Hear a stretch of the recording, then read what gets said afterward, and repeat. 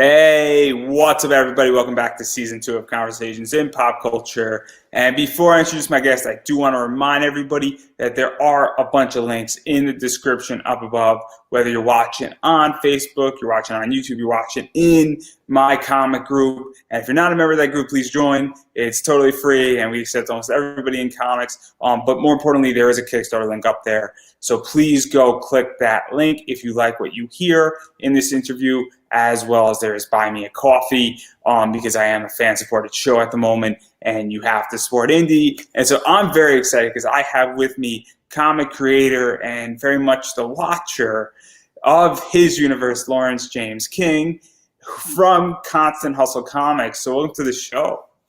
Hey, thanks for having me, man. I really appreciate this. I really do. How are you? Yeah, no, I'm very, very excited to have you on because obviously I saw your project, had one thought going into it, clearly had a different thought coming out of it. And it's so interesting because right now what's going on is that you have the Kickstarter Eviction Bellum Book 1 is currently being kickstarted. I think you got 19 or 18 days left on it. And there's a lot of stuff going on, but the thing that I first want to talk about, and I think it's going to make sense, is Constant Hustle Comics, because some people might be hearing about this for the first time, and you've been doing it for about 5-6 years now. So what is Constant Hustle Comics, and what type of comics you produce, and what's going on? Because it's very much a universe world. So Constant Hustle Comics is the bringing together of like 6 creators that each have their own properties. Most of us have a few properties of our own, and it's all part of the Noir State. The Noir State is the multiversal entity that encompasses everyone's comics. And the way it goes is there was a humongous battle between all the superheroes and all the supervillains. And in that battle, most, if not 90 to 95% of both died. So all of our heroes pretty much are brand new heroes or new in these roles.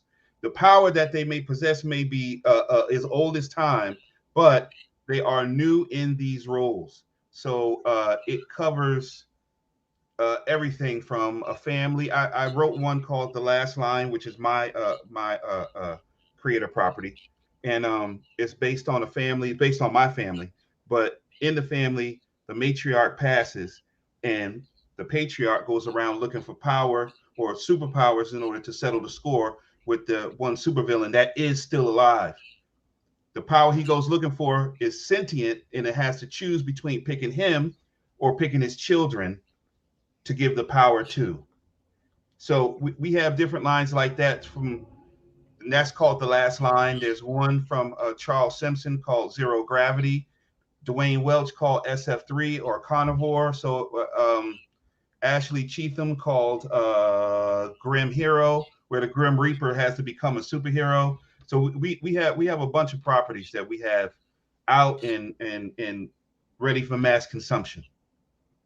And so obviously we're going to talk a little bit about that, but how did this even form? Because obviously 6 creators coming together, everybody sort of has their own properties, but there also has to be rules for the general world, and even just figuring out, the business side of it, and just even having the idea to form, I guess, a union to some degree, because obviously I'm from the comic book investing world, and I invest heavily in comics. I'm building out an entire project with that. And so I understand joining forces with people, is protection. It's also when everybody wants to print their book, there's a lot of advantage. Forming a corp or an LLC or anything like that is very cool. And also, you have a bunch of books coming out. Well, printing deals can be more effective, or versus something like this, you're marketing everybody right now, despite them not being here. And so how did all form about that? Because it is super interesting when we see this happening. And I think a lot more of it needs to happen. Well, so I had Constant Hustle Comics by myself, and I was coming up with a couple of comic lines alone. And as I started bringing people on to do different things for me, like character design that Charles Simpson I was talking about, he had a book that he was thinking about doing. So I said, why don't I help you with your book? You help me with the character design. To be honest with you, I'm truly blessed because I came across an amazing group of people that have all been able to become family. And that's exactly what we are. We are a creator based family. So, uh, whenever we put a book together, and let's say I do all the marketing, not all of it, but I do most of the marketing for everybody and give everybody the post they're supposed to put up, and everybody does their whole thing, and then the Kickstarter campaign goes and is funded. Knock on wood, hopefully it is. I don't keep any of that money. It's the creator who came up with the property that keeps that money. I don't have anything to do with their cash. They developed the book.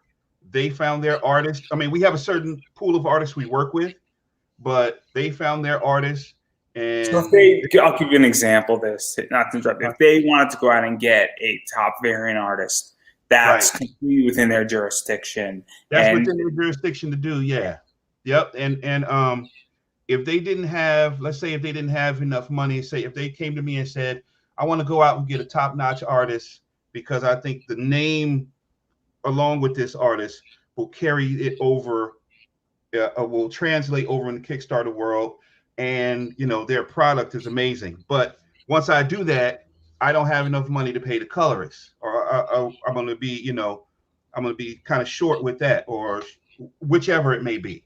Then, of course, me being the person who owns the company, I'll step in and say, okay, I'll cover this part of it for you, and when you get the Kickstarter money, you can put it back in the pot after that.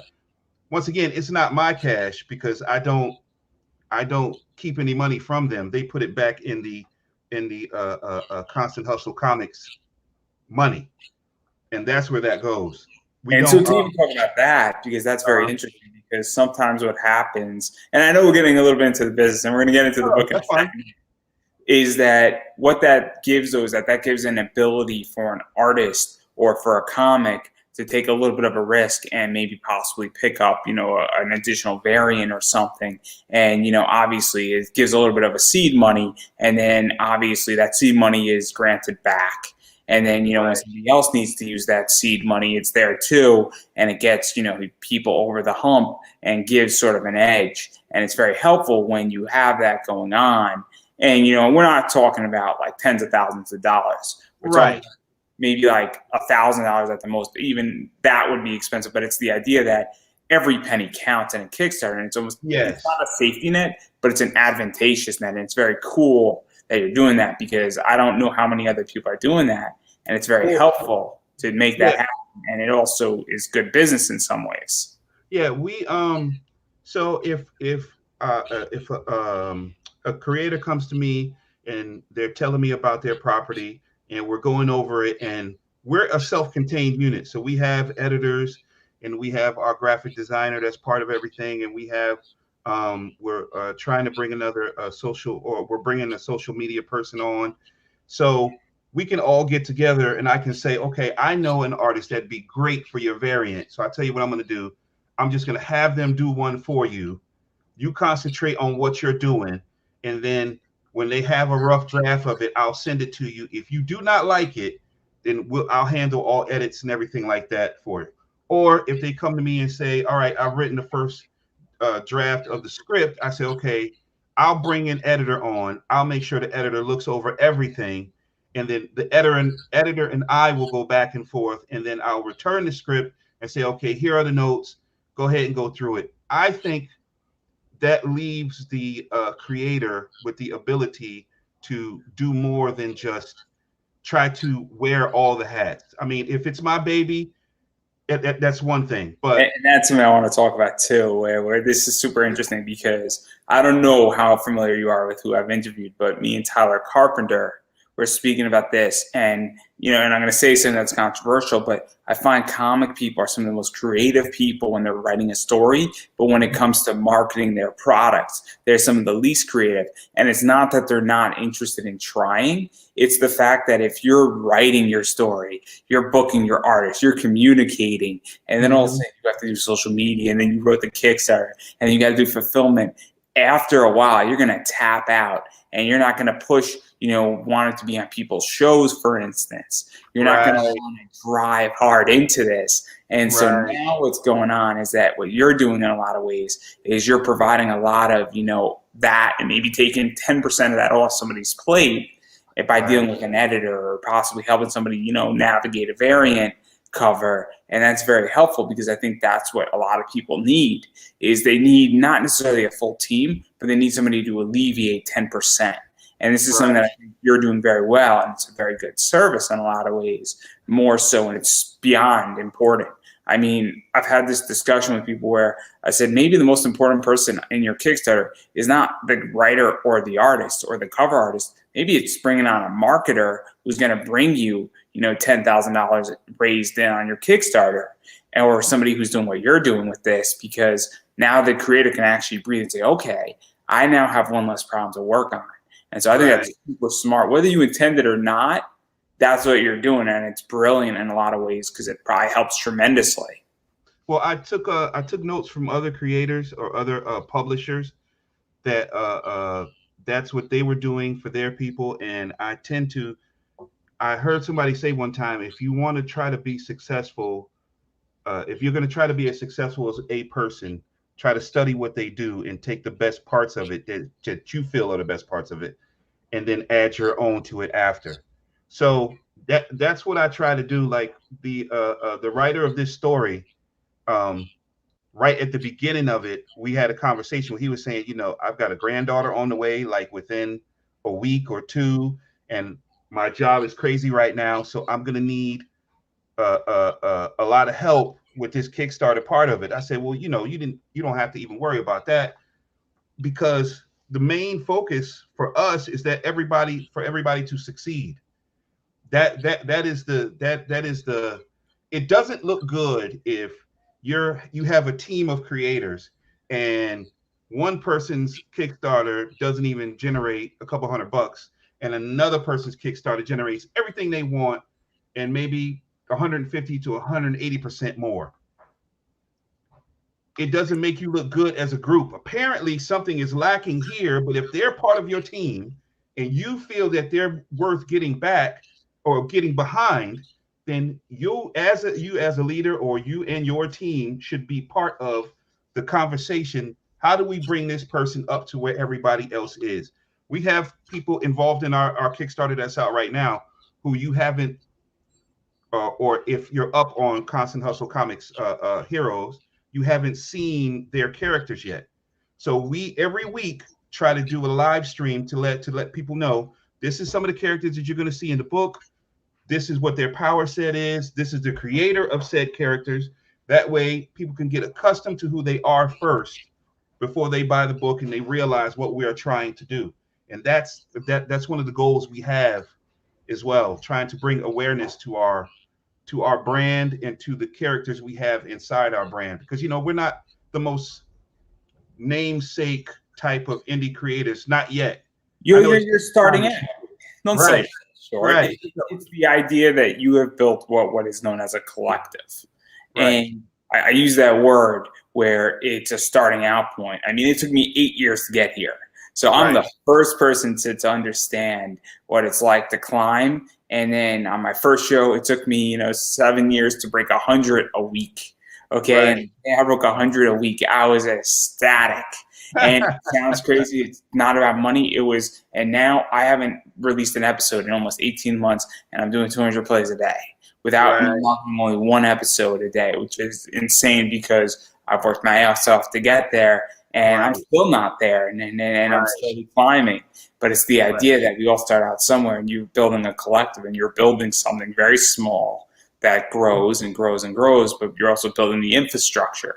I mean, it's very, very complicated to build this, and I don't think people understand what you're building, how you're building it, why you're building it, and what it actually takes, and laying out tracks and all that stuff. And so it's very interesting. And then to even go further into this, because before we can talk about the book, we have to talk about something else where, as you stated, there's all these titles by you and a variety of other people. And, well, that's kind of what this Kickstarter is to some degree, is that it's the meeting of an event happened that set all these books out. So I'm going to stop me if I'm wrong here. So the way I equate it is that almost a Big Bang event type thing happened in your universe, wiped out a bunch of heroes. Now we have 6 to 8 comics, I think it is safe to say, and they're all experiencing the rise of new heroes. And well, now we're getting back into that big bang, and that's where this Kickstarter, Eviction Bellum book 1 is coming out. And so, what prompted this? Because there's a lot of stuff going on. Well, Dwayne Welch, one of our creators, he's the creator of a book called Carnivore and another book called SF3. He had the idea 2 years ago. This is 2 years in the making, and he had the idea for, okay, so what if let me try to break it all down, which is going to be hard to do. What if a supervillain, right, one of the last few remaining supervillains, wanted to become a celestial? What would it take to do that? So he set up a list of things that have to happen, or a bunch of or a few steps he has to go through to get it. And so he plans on doing all that at the time. And one of the big steps is that he's going to take the multiverse and pit it against each other. And with all the destruction he's going to cause, that's going to get him up a level that he'll be able to become a celestial without having to have been born one. So imagine you being sucked out. If you're a superhero, you're sucked out of the universe you're in, and another superhero sucked out of the universe they're in, and you're just pit against one another. And you start fighting because you don't know if this person drags you where you're at, if this person's good or this person's bad. And they do it in multiple stages and to multiple people. So it's one universe crashing into another one, and one trying to save themselves and the other one trying to defend themselves, thinking they're being attacked by somebody else. So it's over 15 superheroes, half as many supervillains, and it's 70 pages. This isn't like just a 20-page comic. This is a 70-page graphic novel that Eviction Bellum book 1 is. And there's only 2 books to it. There's book 1 here, and then there's going to be book 2 in a few months. So if you get both of those, you will have finished the entire story arc in 2 books. And by the end of the second book, it changes the whole noir state for Constant Hustle Comics. So let's talk about this, because obviously there's a lot to break down, because now what's going on is that I think, and correct me if I'm wrong, so I am not as familiar with Constant Hustle as some other people have, but I think I've gotten the gist pretty well with it. But I don't think you need to read everything before this to jump into this book. No, because you'll be given the tools you need in order to follow along in the book, definitely.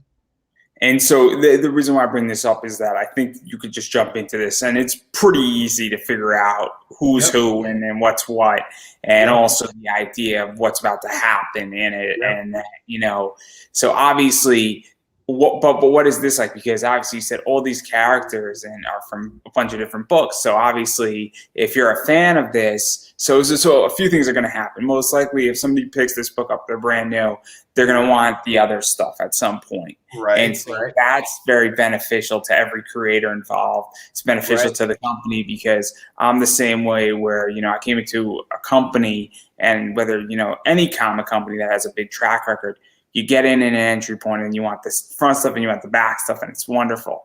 Right. So obviously that's going to happen. But what is this like with all of the creators of these characters? And how is that saying, hey, this is what we're doing? Is everybody on board with it? Because that's a whole tricky thing, because giving up my baby, you can see my little cute elf up there. Right. She's not, I'm very, very reluctant to let her go out alone. Right. And she's getting a baby sister soon. Right. And so I'm very, very scared to let my 2 cute little elves go out and play with others so quickly.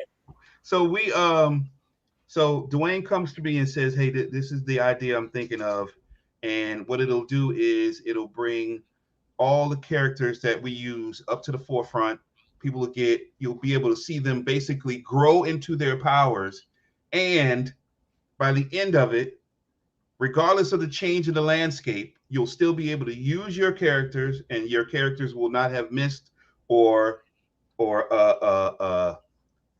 won't lose anything from them. That was one of the prerequisites that we both said. I'm not going to give you one of my characters if you're going to kill off my character and not I don't get anything in return for Unless it's not canon. right, right. So if I give you, something I made up in the seventh grade that I never knew what I was going to do with this character. Or I'll give you a better real example. If you Uh, guys did a Christmas special right, and character that is the greatest character got Cole, but it wasn't canon, that's relatively fine for the most part. I think right, most people understand the difference between a canon story and a right, not canon story. But this is right, obviously canon, and that's right, where I'm going with that. But right, right, continue. right, right. So we're of course everybody wants their character to shine. Everybody wants their character because it's your baby. You came up with it in the middle of the night while you were sleeping, or at work while you were working, or at the beach when you were there, or whatever. So everybody wants their character to shine. So I have to really give the credit to Dwayne Welch, because now you as one person have to take, you know, people's characters and you talk to them. All right, what does your character do? What is it? And he took characters that don't even have anything written or have anything out. So he had to talk to those people and say, okay, tell me what's going on with your character. Tell me the power set. Tell me this. Tell me that. What if I did this with him? What if I did that one? You tell me how your character will react. So he really took the bull by the horns and shaped a story to which you're gonna really see. Think of it like you're a comic collector. Think of it like Secret Wars when the Beyonder showed up. I mean the Beyond, not the Beyonders, but the Beyonder, the white outfit, everything like that. Think about that, and how him being there changed the landscape for the X-Men and changed the landscape. Wasn't it X-Men versus Avengers? That was A versus X. That came way beyond Secret Wars. A versus Right. X was great. So imagine seeing that, and then that's the type of event it is for us, where it's going to change our landscape to the rest of what we're so. Let's talk about this too, because this is Right, where it gets exciting. Because right, obviously, this isn't two people fighting. They scuff up. It's not Batman versus Superman. right. I love Batman versus Superman. I know I'm going to get flack for it after the No. Snyder cut. I did too. I did. I did. I enjoyed it. I'm sorry. I did. I did. A lot of people didn't, and they have their reasons. And don't get me wrong, some of their reasons are valid, but I think for the most part, when it comes to stuff like that, it's a lot of DC hatred and a lot of Marvel super fandom. So no matter what DC comes out with, a lot of people just aren't gonna like it anyway. That's just my opinion. But the reason why I bring up Batman vs Superman is that that was very much cheesecake, where Batman and Superman have a little scuffle, and then they team up, and then Wonder Woman joins the crew, and now they're facing the enemy and dealing with a threat, and Superman dies, and pretty much taking a bunch of stuff and combining it out of DC. So obviously, I don't think that's what this is, but also I don't think you're killing anybody either. At the same time, unless you are killing somebody's like, yeah, it's cool if you kill my character, I don't mind. Right. Technically speaking, that would be brilliant if somebody killed their character and then figured out a way how to play that off, or did if powers pass when somebody dies and that's their super. Right. Brilliant. But obviously, these characters are going to be changed one way or another. Their maturity. Battle scars, I think, is a safe assumption, because that's not a massive loss. Emotional scars, maybe some of these characters want to be bad guys. Right. It's gonna change their black and white views and make some of them gray, definitely. And so, what is that like? Because if you're thinking long term, and stop me again if I'm ruining anything here, but if you're thinking long term, obviously you have all these comics, they shoot into this book, and then this book is a crossover massive event, and then you Mm-hmm. want to shoot out of this again, and you Mm-hmm. want to shoot, 6 issues, and then at some point you're going to probably have to have a crossover event, whether it's 3 books meet up, or all 6 books, or all 8 books, or all, now you add 5 more books into the mix. And Right. so obviously you need something to build off of. And so what is this like, really planning it out? Because now there's something bigger going on here, because it's now not just an issue of we need to produce a awesome book. We also need to make sure when we shoot out of all of this that there's actual a runway for all these books to occur and happen. And it's very cool because now you're actually thinking more like a universe Right. company thing, something else. I don't know if I just had Ralph Tedesco talking about Zenoscope with this, and it was very much a similar discussion where Right. it's universe building and understanding, getting all your little components now put together. So, what is Yeah. that like for you? Because as I stated, you're the watcher in this universe. It's complicated, of course, but for us, and I'm speaking for us as a whole, it keeps the creator on their toes. You're not going to change something to the effect of you can't write, we're not going to have like a character like the Living Tribune that's going to have to get us out of this now because we've wrote ourselves into a corner and we need a MacGuffin to come save the day and get us out of it. That's not what it is. For us, it's when Dwayne explained to me how everything is going to be left, it is you having to really know your creation more than anybody else. You have to really know, okay, this happened to my character. Going forward, what does that do to the series? Because gone are the day for us, gone are the days where you just have a character show up and he busts up everything and beats the bad guy and takes off. There's repercussions for your actions, whether they be good, whether they're bad. There's repercussions for your actions, and our heroes have to basically live in that time because, like, take a group like the Last Line, who just started becoming a superhero group together, and now this event happens. And I'll give you a small amount of it. Their father gets taken in the beginning, so now the rest of the group has to figure out how to be superheroes, work together because you're talking about a 9-year-old, a 16-year-old, and an 18-year-old. So they got to figure out how to work together. And the strongest out of all 3 of them is the 9-year-old.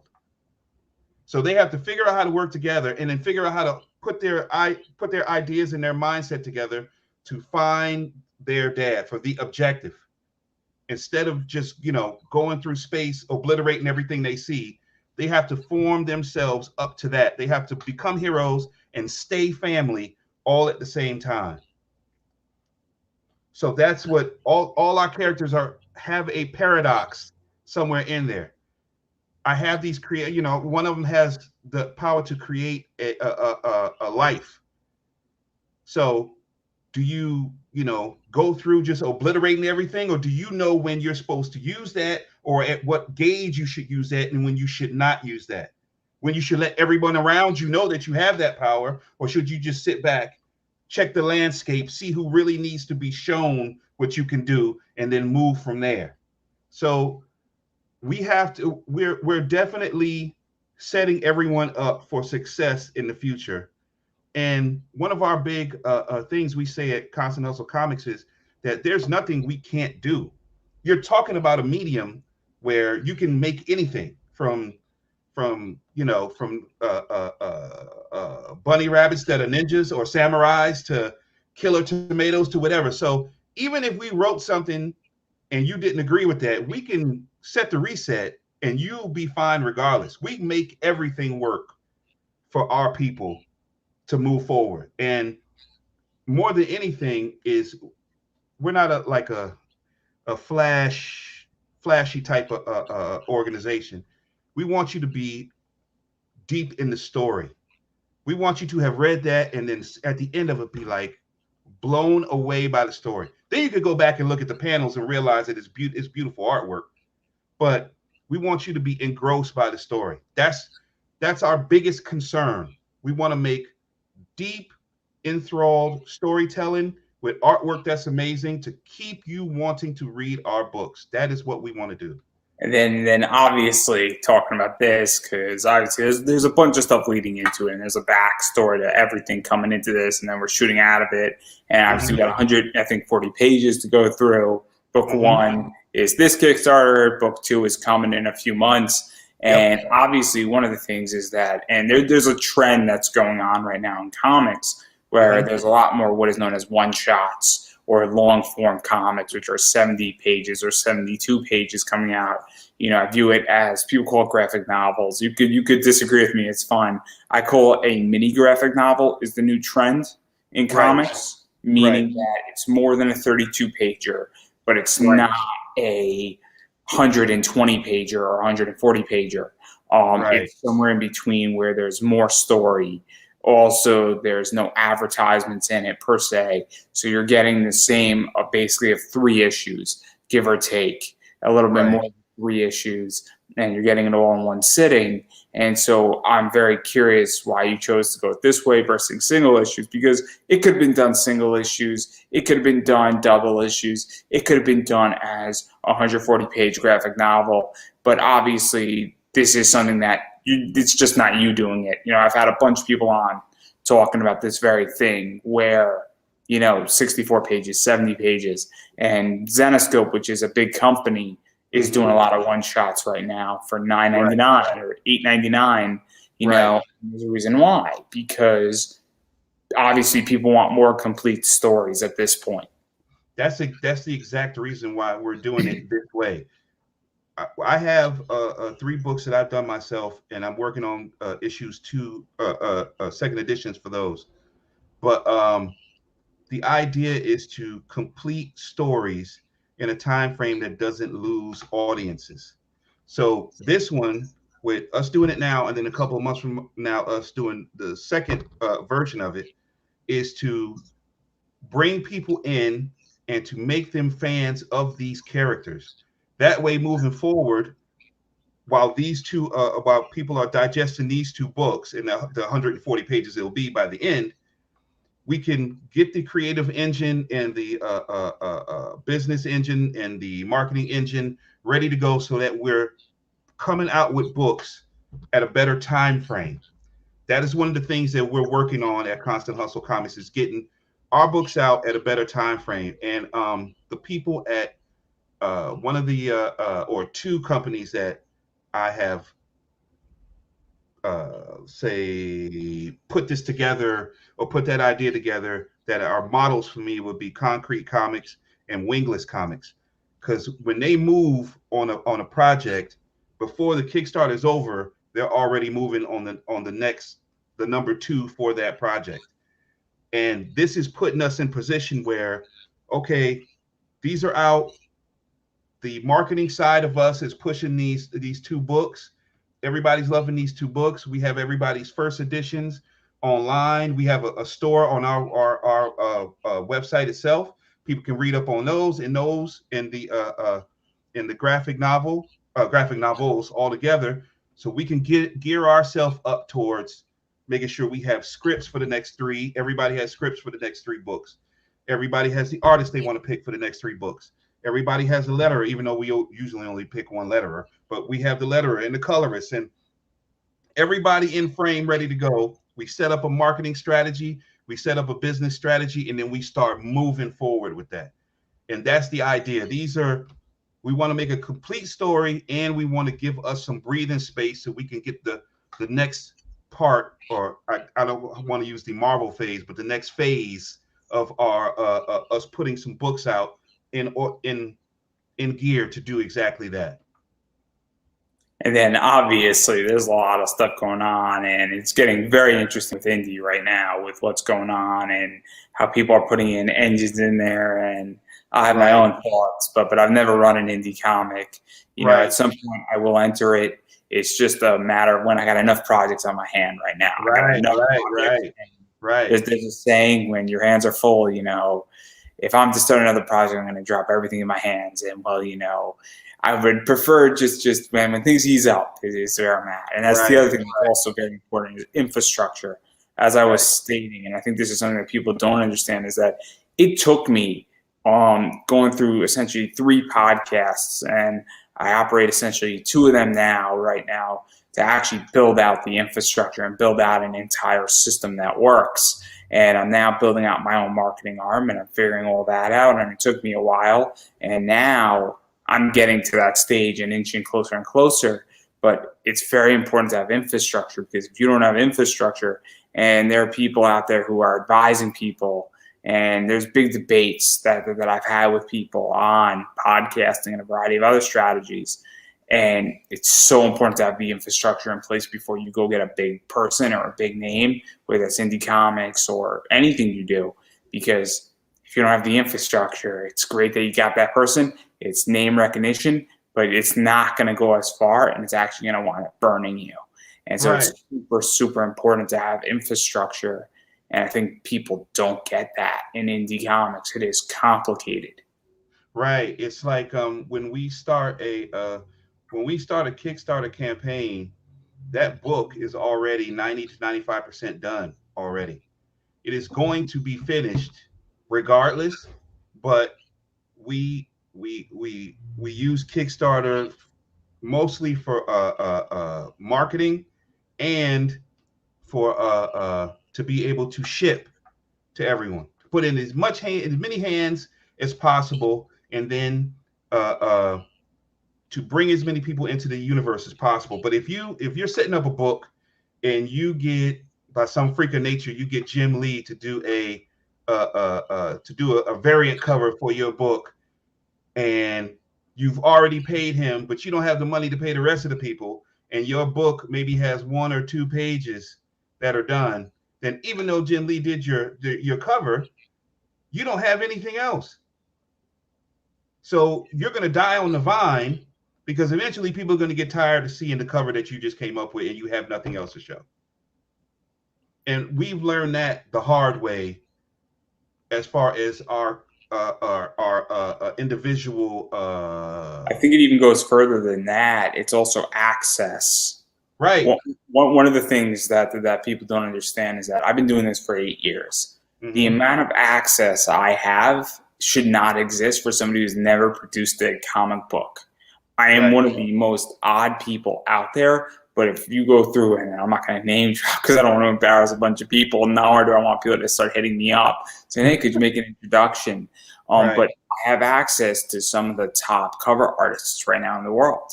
Right. And I've earned that access, but even having access to even anybody, or even understanding how to do anything, how to understand how to book a comic cover. Haven't done one of those yet, but I have a pretty good idea.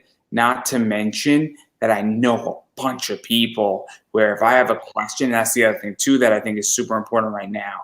And it seems that obviously you looked at a few companies and how they run, and obviously you've networked, and it's Right. very important to, understand even that side of things and having information and access, because it's great, but how do you even get it, Jim Lee, or even somebody close to Jim Lee, or even Right. somebody 50 degrees away from Jim Lee to do Right. something? This is all back to infrastructure and understanding things. Right. And that's you know it's a not an art, but it's a thing that takes time.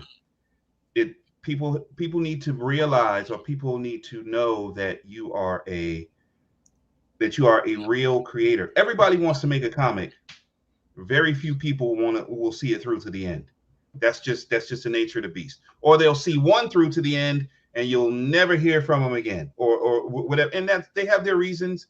They do whatever they do. That's fine. But for people, if I contact somebody and I say, hey, we would like for you to do a cover for us, and we would like to know your rates, or whatever the case may be. When I first started, most people wouldn't even answer that question. Now they see my name, they look up what we're doing, and then now I get called. Now I get calls and emails back, and usually pretty damn fast, because people want their work to be out there. Not only that, but people want work. So Yeah. when we do things like that, it's not on a whim. It's not anything. We make moves like that strategically. So when somebody may say, hey, I can get this big artist to do a cover for me, and I'll say, hey, I know another artist that may not have the same name recognition, but their art, the way they do what they do, is perfect for your book.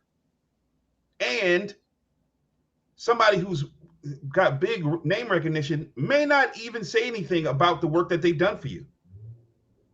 But somebody who really wants to work, somebody who really wants to be a part of something good and something they feel is gonna put them out there, they'll So share with everyone they crazy know. statistic. I don't Huh? know. I don't know if you know this, but there's all these comic shops, slightly outside of indie, but it goes right into what you're saying. Is that a lot of comic shops out there are almost variant exclusive shops, and they go and hire all these big artists, and I'm not going to name names, but I think everybody can think of five off the top of their head and know it's not Midtown Comics. I want to get that off the chart here. Because Midtown Comics is not a variant shop; they are a big, massive comic shop. But Right. there are shops online that are big. I buy from Midtown. That's why I say it, because Okay. I really like Midtown Comics. Right. But one of the things that's very interesting is that all these shops hire a bunch of comic variants, top people who are charging anywhere from $600 to $2,000 a cover, are paying license fees to a variety of different, companies. And guess what? A bunch of those shops are struggling because it's not that their social media is bad, it's they are very dependent on these variants selling. And well, you know what it is? They're counting on name recognition. And it's very important to understand that name recognition, it's good, it could help, but it's not the answer. I know Right. this, hands down. I Right. happen to do very well with indie. I happen to do very well with, big names. And it goes into that because a lot of times a big name might not push out your work. And it's something Right. to really understand and pay attention to, because all of a sudden what starts happening is that small names might push out your work a lot faster. And, if somebody has 1,000, likes on their page, or 1,000, page likes, but they put it up on their page and there's real fans there, 300 people might flock and buy that cover, That's or it might right. get a lot of engagement. But then That's right. again, sometimes the other person puts out something and it does very well too if it's a big name. But it's very complicated because big names don't necessarily equal big, responses back. Right. Right. Right. Right. Right. And I mean, I'm not against using big names. I'm not against that at all. When it fits and when the medium that you're using is fits the name, and that name is going to benefit you somehow. That name is going to help you, because if that name is not going to help you, then you are just wasting your money and your time. And I'm not even the first indie to say that. I've heard it from others, and I didn't know whether I was on the same page as them. But then, with me looking at the indie game as a whole, and looking at other people's Kickstarters and what they do and things of that nature, yeah, yeah, that's definitely it. You have to do what's best for you, and then people aren't just buying your books; they're buying you as well. You have to be a very, unless you're doing something, unless you're of a huge name, you have to be that person that they feel they can relate to, or they can talk to, or they can ask you about your books, and you're not going to shoo them away. Or like, we just did a Comic-Con in Philadelphia over the weekend, and the way we are at Comic-Cons, if you want to come up and talk about our books, we'll tell you everything about our books. But if you want to sit and talk about the new X of Swords books that are out, if you want to talk about Marauders, if you want to talk about X-Men, and we can sit there literally the entire Comic-Con and have a humongous conversation about that. We don't try. We are as relatable as anything, to because at heart we're storytellers, but we love It's very comic books. important. So we It's so we important. right. We'll talk to anybody about anything.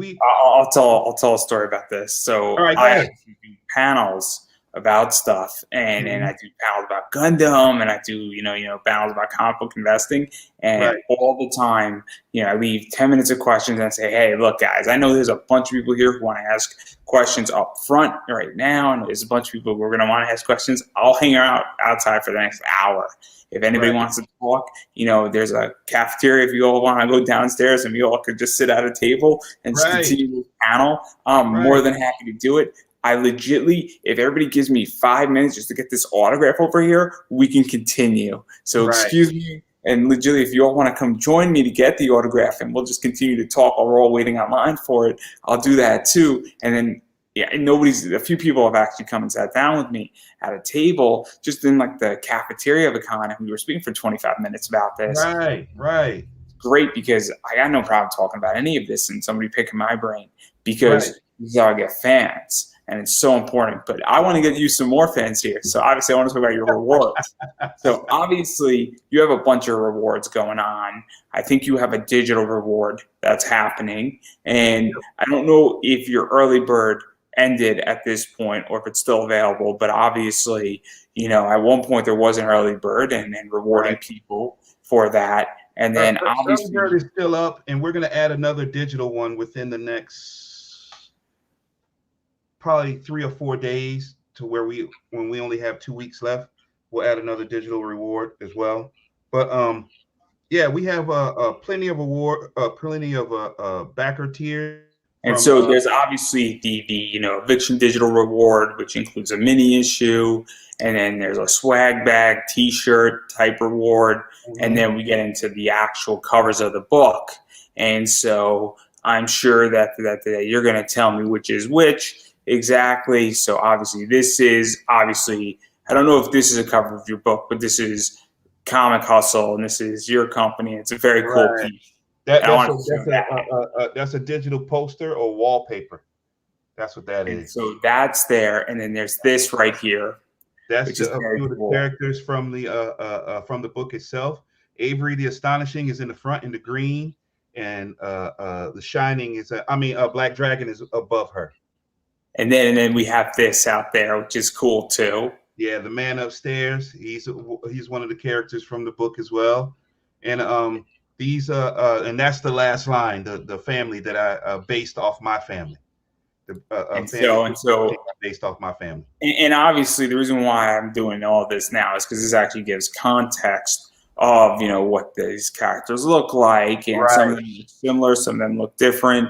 Right. This is obviously I think one of the villains, Yep. and Yep. and so that's a very different style that's being projected in there. And Right. then also there's this right here, which is just a panel scene of what's going on, and so Right. that's there. And then this is I think cover A. That is cover A, and I love that cover. That's the one team on the right is SF3, and then the team on the left is the Last Line, and they're both superhero teams, but they don't know that. So when they get brought into this situation, they have to face off against each other, which is going to be a big deal within itself. And the person in the middle is called Kasai, the creator, and she's basically one of those. She is a celestial that can bring life to planets, bring and take away. And then the other side of that is this, which is cover B. And Right. obviously this is more fight oriented. It's not as Right. angelic. It's not as Justice League esque. Right. And This is way more of the showdown.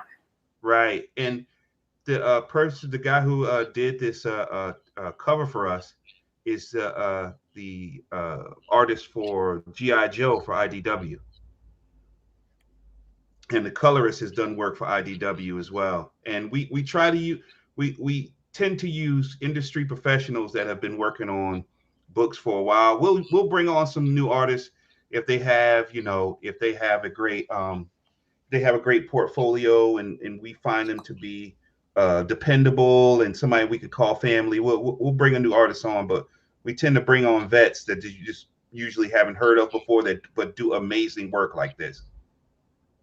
And so obviously there's only 2 covers I think you can get at this point. At this point, yes. At this point. And I don't know if you were going to add more later on, but I kind of like the idea of only having 2 options. And the reason why I like that, and you could do it around, it's on my Kickstarter, is that Right. it makes it an easier choice. And Right. it also doesn't seem like you're just bombarding me. You go on a Kickstarter and there's 15 variants, from an economic standpoint, when you're printing anything beyond 1 book, printing Right. costs go up because you got to change Right. out the printing style.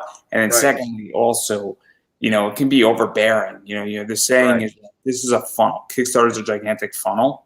Right. And when there's less exits, it forces, easier choices. I just backed the Right. book by Ben Dunn. There's like 7 choices on the entire Kickstarter, which is not a lot. Right. And it makes it very easy. And a lot of the choices is that it's softcover, hardcover, sketch softcover, sketch hardcover. And Right. now what you're doing is that you're having very little choice or digital. There was like 5 choices on the entire Kickstarter.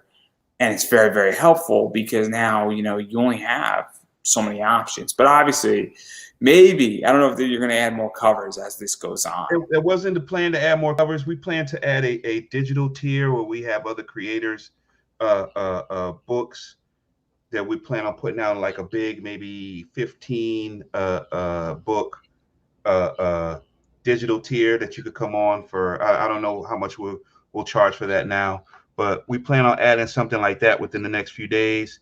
And I think that'll be about it. It doesn't cost you any money beyond just Right. And that's the idea. The idea is for it to cost us as little as possible, and but to also give a lot of value to the people who are becoming part of our universe by being part of this Kickstarter. And we also have a reward or a digital tier where you can become a villain in the Constant Hustle Comics universe. And we've done that in the past, and a lot of people love the way we do it, because we work with you specifically to make sure that you like who you are and how you are and things of that nature. And we used one of those characters in this book, in the Eviction Bellum book. And she was through the moon when we told her that her character was going to be in the book. She really loved it. So yeah, that's a great tier for us. So if people watching want to be a villain in our particular Constant Hustle Comics universe, please click on that. And then our big one, our top one, is the that we will basically produce a 10-page comic and distribute it for you, whoever you may happen to be. Design your character, write your story, the whole bit. And that's our most expensive one, our most expensive tier that we have in there. Yeah, so there's a lot of stuff out there, and obviously, people, like a bunch of this stuff, and obviously Kickstarter is meant for indie, and people really enjoy, this type of stuff, and obviously, some people also use this 8-page position or 10-page position to say, okay, how does a comic work? And I want to write a comic, and it's very much a mini class in writing something and producing something, and obviously it sort of is part of this universe, but it could also be, an entry point. And, I don't think you guys would be opposed that if somebody says, hey, I'm a semi-comic writer and that I want just some help writing my script and you guys can help it out, and then we can see where it goes. And if all of a sudden people really like it, I'm assuming, and then you could stop me, that whoever created this sort of has first dibs on it. Wants to continue, because that's another thing too, is that you're a growing company, and not to put you on the spot, but if all of a sudden this thing takes off and people are like, oh man, this is great, and then all of a sudden people are like, man, we're gonna get this, and this character is awesome and it fits in the universe. I mean, it be that this turns into a permanent gig for somebody. So it's not out of the question. Not to put you on the spot. No, not at all. It's not at all out of the question. It's the way our setup is put together is it's all in how much you truly want to be a creator. Somebody who picks that tier really wants to be a creator.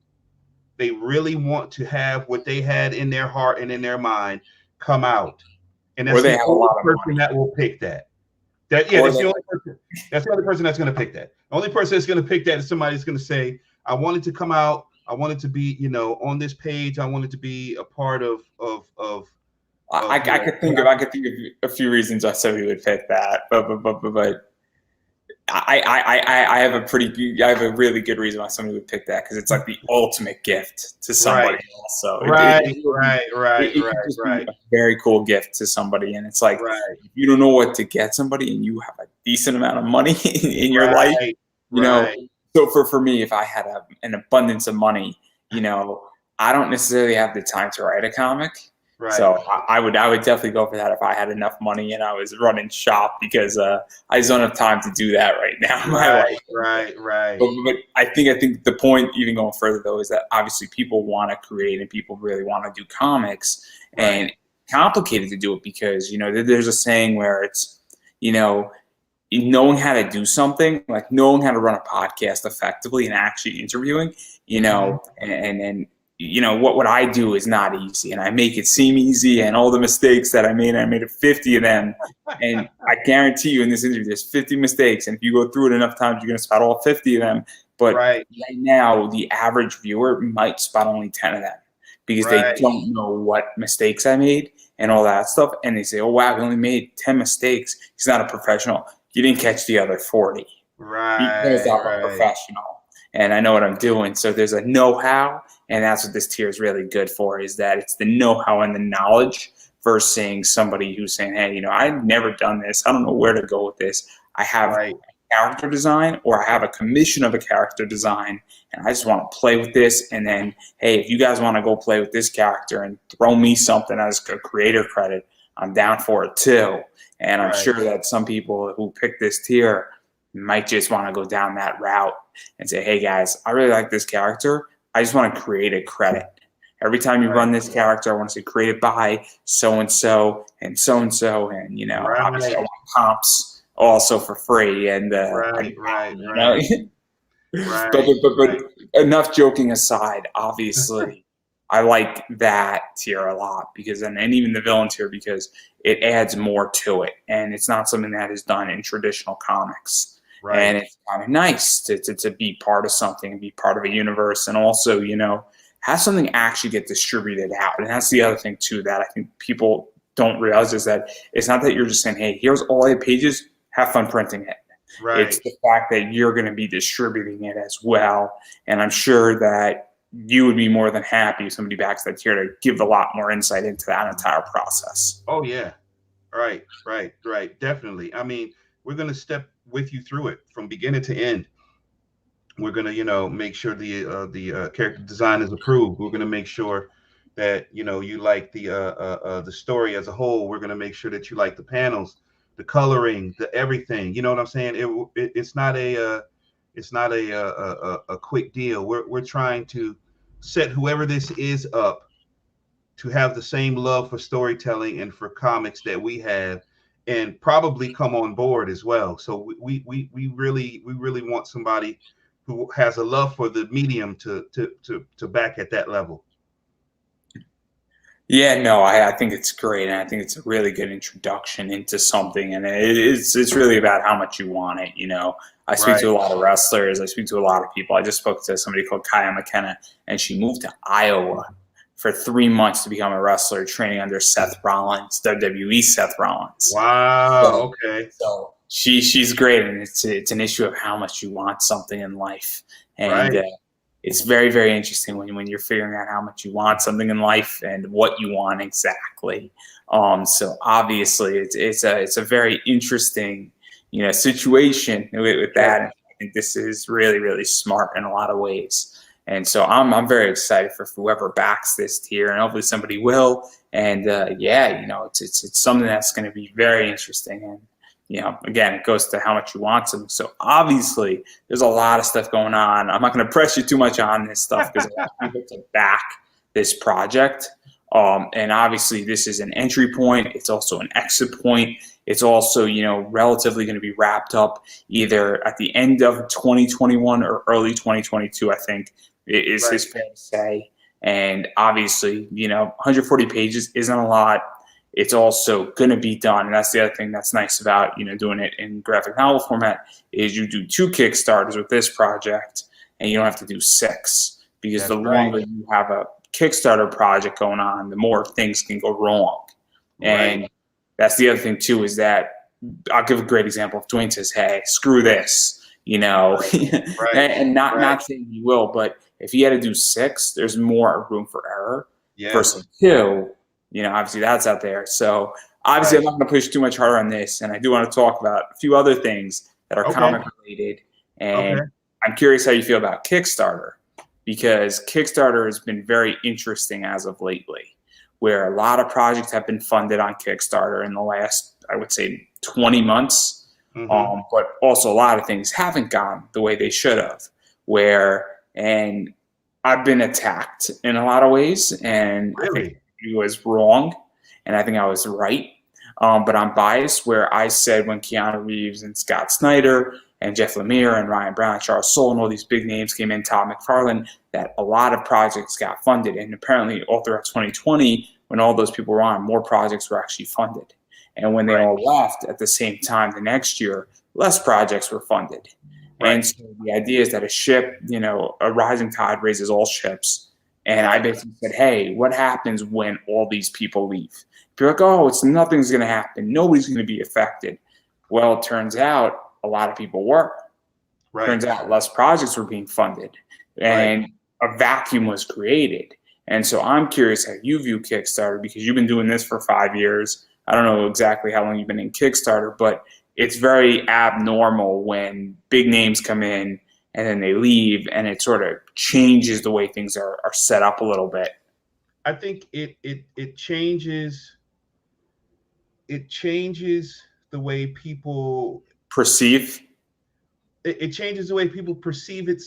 It also brings people who normally wouldn't be on Kickstarter to Kickstarter.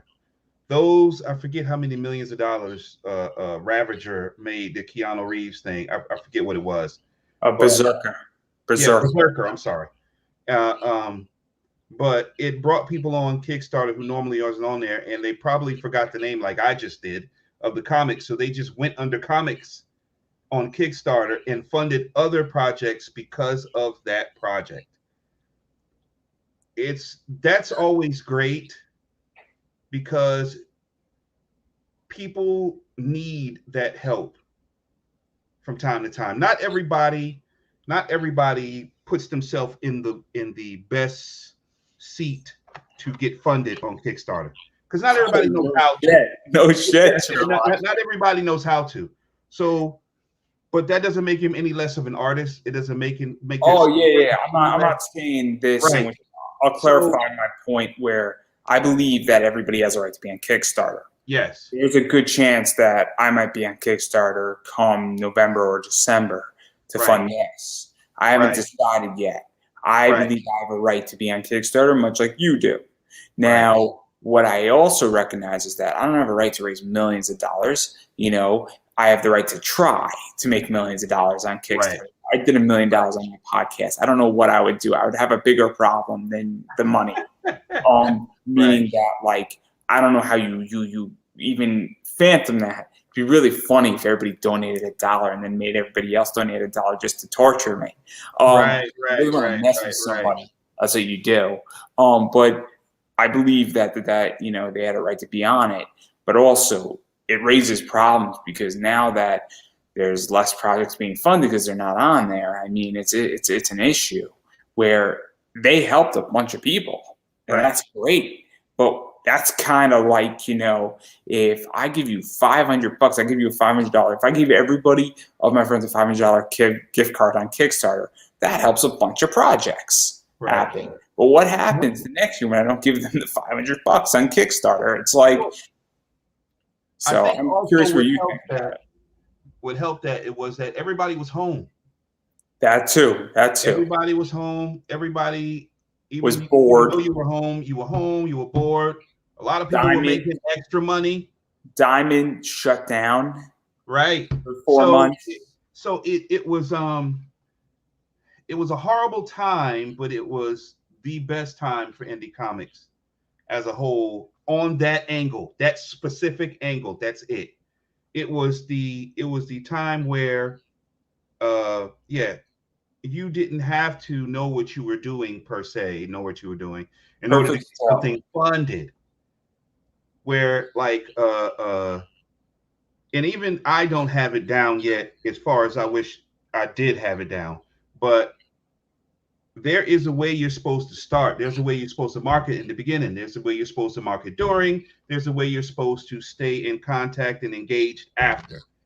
There is a certain amount of podcasts you should hit during. There's a certain amount of people's pages you should be on. There's a certain amount of like specialty groups that you should be hitting up a certain amount of days. I mean, there's a whole algorithm to this whole thing. There's a whole amount of money you should spend on ads. There's a whole amount of money you should be, shooting out emails to people. There's also there's a bunch of stuff that look, there's plenty of people who legitimately do just podcasts. They don't spend any money and they understand. There's a whole bunch of stuff. There's people who do nothing. And they don't they just say, screw this. I'm not doing jack shit, and they get funded nicely. Yeah. And also there's a whole different attitude. So I'll give an example with myself, and this is probably going to hurt me. If I run a Kickstarter, my goal is going to be very, very low. The only reason why my goal is going to be low is because I'm doing this project anyway. It's just a matter of what perks do people want and what assurances do they want by backing the project. So I'm going to be marketing like crazy. Don't think because the more money I raise, the less times I have to do a Kickstarter. And I'm going to be talking about this entire issue on Friday night on somebody's podcast. And it's going to be a very, very uncomfortable conversation. It doesn't have to be, but I think it's going to be because it's going to be a reality. Raising money is not we celebrate in America. It's an obligation. I am in the process of negotiating a sponsorship. It is an obligation. It is not something that should be celebrated. It's helpful. It makes things happen. It could go either way at the moment, but it's an obligation. It's not a celebration. And the fact it was a good job, man. I'm like, what are you talking about? It's a responsibility now. I feel the same way to a point, because when we set a dollar amount, we set a dollar amount for the sake of getting the best product we could get out to the people who believe in us and believe in our ability to get this thing done. People don't back projects like this on a whim, especially now, because now people aren't getting the kind of money they were getting before. Now I know. Aren't doing the things they were doing before. So now if somebody gives us money now, it's because they truly believe, they love what they've read from us before, or they read it and they believe, man, this is going to be really good. So we owe them to do the best work we possibly can do. That's why we don't cut any shortcuts when it comes to stuff. If I jump on Kickstarter the day that we're supposed to be putting out to everybody, let's say the digital copy of their books, and I tell them it's going to be postponed a week, it's because something went wrong, and I want to make sure you get the best thing. We want to make sure you get the best copy of this book you could possibly get. We're circling around a question, and not because, and it's going to just highlight exactly what you said. Obviously, this sort of what is the future of indie comics, and obviously, even with what's just happened, I mean, let's be realistic. Unemployment's ending. The federal side of unemployment's ending, and I don't mean to get political, but I don't think it's going to be extended much beyond September at the minimum. Obviously, COVID's kicking up. People are going to be mad rushing to work, and there's going to be a fight for work. I know because I'm in between jobs right now, and I've been prepping up for this, and I have a lot of applications out, everybody. So if you're hiring, you see this podcast, and you're in the tri-state area, please shoot me a DM, guys. I need a job. Or anything, that's legal. That's legal. I'll say that. But kidding aside, obviously now I think what's going to happen is that, I've seen it with Zenoscope, and the reason why I bring this up is that San Diego Comic-Con, their con, a lot of people I feel were spending less money, and I like their company. I spend less money. I spend Right. significantly less money, than I normally do. And they have a con coming up this Friday. I'm going to spend like $25, and then they have one after. I'm going to be spending only what I need. And so I'm a comic book investor, so I buy doubles, triples, and sell them on eBay for 3 times. And I'm not Right. doing that anymore because I got to survive, and I got Right. bills to pay. And I'm selling comics on eBay, and I know that it's getting tougher. And so obviously all the money and all the projects I back, and I'm just tightening up my positions. Right. So obviously, that's where we're heading. So where do you see all this going? Because it's very different, and I think we're going to enter a very weird position because people's money is about to get a hell of a lot tighter. So I think the business model of indie comics is going to have to be ready for that. And the way you get ready for that is either you change the kind of projects you're putting out, or there's always digital. You don't have to go to a Comic-Con and pay X amount. You can go right to constanthustlecomics.com, go right to the shop, and get any one of those books digitally and read it through and have it forever. And there's going to be a point where most people like myself love physical books. You may not be able to buy, $100, $200 worth of stuff. You may only go to 25, like you were saying. So you're going to pick the ones that stick out to you the most, or if you're an investor like you are, the most you think you can get good resale value on. It's going to put a lot of hobbyists, a lot of people who just do it just so they can tell their friends they did it. It's going to probably stop a lot of them. But us that are true to the game, us that really want to get our stories out there and are willing to raise our production value up, that in Constant Hustle Comics, we say we're indie in size, not in production value. It's going to make people like us just better. It may weed out the weekend warriors, but people like us is going to make it better. So weird. It's so weird. We're having this interview is more about me than you, which is so bad. Because I'm telling stories that are crazy. So I started this project in 2020, and I couldn't agree with more. And I think it's just going to echo what you're saying. And a bunch of people after I started, about 30, 40 in, a bunch of people started copying me. I would say there's 10 people who legitimately copied my style or tried to copy my style. Now, what they didn't understand is I had 6 years on them from another show. So I was coming in as a seasoned interviewer, and then out of those 10 to 12 people who did it, a bunch of them aren't doing it anymore. And I'm like, I did 90 interviews in 2020. I'm on track to do 170 to 180 this year. And what's crazy is that a bunch of those people who started doing this stuff didn't, they're not doing it anymore, or they're doing it every other week. And I'm doing 4 a week. Sometimes I do 6 a week. I mean, so I'm at that stage where it's like I'm powering through. And I'm not saying I'm perfect, but I'm powering through. And it's a commitment. And so, it's that idea where I think what happens is that I think weekend warriors go for a little bit and then they tinker out. But then what you have from creator side, at least, is, those people who stick through. And then also, I agree that I think what's going to happen is there's going to be way more selection that's coming. And I think it's something that is bound to happen. And that kind of leads me into another question, and it's also controversial, is that I live in Connecticut, so I'm not that far from New York City, and I'm not going to New York Comic-Con. I think it's going to be a disaster, and it's not political. I just think that you're going to have 100,000 people, vaccination cards. I hate to say this, but I think, vaccination cards are going to be very much faked. I think that this is not going to be solved by October.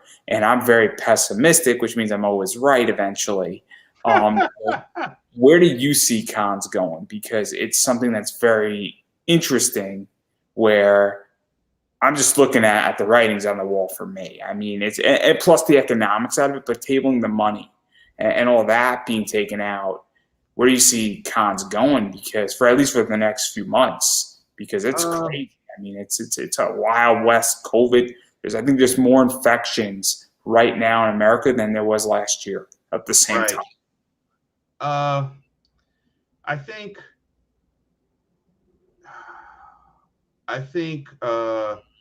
that people like myself are being careful, so they're masking up. And at the one over the weekend, it was put on by Eric Cooper. It was called Black Label Comic Con in Philadelphia, downtown Philadelphia, at the Westin Hotel. It was a mixture of people who were masked up on both sides. If you look at all the pictures that we took on our IG and everything like that, most people are masked up on both sides. I think people are waiting so much to come out that they will come out. Do I think people are going to fake vaccination cards? I think that's a given. But I think. So let me ask you a question, because this is Okay. going to sort of get into it. How big was that Comic-Con? Oh, it was only a one-day Comic-Con. So was it 1,000 people? Was it 2,000 people? I'd say it was maybe 1,000. So I think it's a little bit different. So I'm thinking about going up to a con in Poughkeepsie in about 2 weeks. Uh-huh. And that con maybe will have 600 to 700 people. Right. So that's a very, very small convention. Right. Versus going to 100,000 person convention like New York Comic Con. And so I think once you start tearing up into the 10,000 and then 20,000, I think 10,000, and I hate to say this, it's just rules of numbers, I guess, is the way I view it, is that once you hit 10,000, the risk increases significantly, not to mention that you're also in New York City, which is a very dense populated city. And so you got like 9 to 11 million people. And to even get to the con, you're going to be interacting with a bunch of other people, mask or no mask. I just view it that it is a breeding ground. I mean, that is ground zero for this. And I could just imagine, because let's be realistic, con crud has always been a thing. Yes. And if I go back to a con, I've never been sick at a con. I'm not going back till 2022 June, earliest. And that's the earliest I'm even thinking about it. I might just wear a mask indefinitely, because I hate to say this, but I tend to be purple politically, and it has nothing to do with politics. It legitimately has to do with the fact that I don't want to catch what you got. Right. No offense, but I have a physical disability, and I get sick. I feel it in my joints. I don't want to catch what you got. And it's not COVID that scares me. It's COVID +3. Right. I'm not trying to scare anybody, but that's how I feel. Not to mention that I would rather be part of the great digitalization. Right. Well, it's a people are still going to be pushing for cons. Creators are going to be pushing for cons like myself, because there's nothing like the rush you get from table in the con and talking to people about your project. I feel it. As a panelist, I get it. People be there, and then you see that they're digging your book, and you ask them to take a picture with it, and they're happy to take a picture with your book, and you realize in those moments that it's your creation that you dreamt of in a dream, or you thought of in the shower, or you thought of at work, that now is all in physical form, and somebody really digs it. So I think we'll be pushing for it. I would say this: if this Delta variant gets as bad, or is displayed for us as bad as COVID was in the beginning, then cons for years will probably be virtual at that point.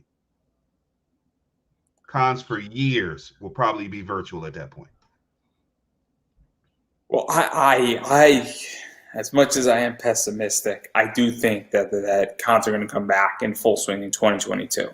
I really believe that they're going to. I just don't know what it looks like for the rest of 2021. And I also am concerned about something bigger, which is the end of 2022 and the beginning of 2023, which is economic crisis. And that's coming. I mean, but that's a whole different beast in of itself, because that's also much like COVID, an equal discriminator.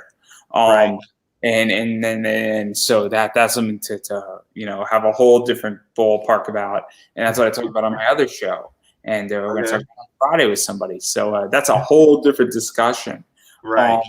But anyhow, obviously, I do want to give you an opportunity to self-promote yourself. So obviously, where can people find you? I know how we went right from all the negative COVID horrible to self-promotion here, but that's how we roll here. So obviously, where can people find you? Because I know Facebook's big, Twitter's big, Instagram's big. Kickstarter is huge. You can go to facebook.com and / Constant Hustle Comics. You can go to instagram.com / c.h.comics. You can go to Twitter, C Hustle Comics. You can go to the website, constanthustlecomics.com, or you can just go to Kickstarter and look up Eviction Bellum Book 1. And it's there too. We're all over the place. And if you want to, shoot us a line, ask us questions about the Kickstarter, whatever, just leave your questions on there and we'd be happy to talk to you. No problem. Yeah, and I've been saying this is that obviously a lot of people are open to asking questions. You can shoot questions on Kickstarter, obviously comments here if you see something in a group and you're super interested. Obviously, pretty much you're going to be tagged in a bunch of this. So, that's something also you could shoot questions to. And so it's very cool in that regard. And what I've been saying, and I'm going to keep saying, is you got to support indie.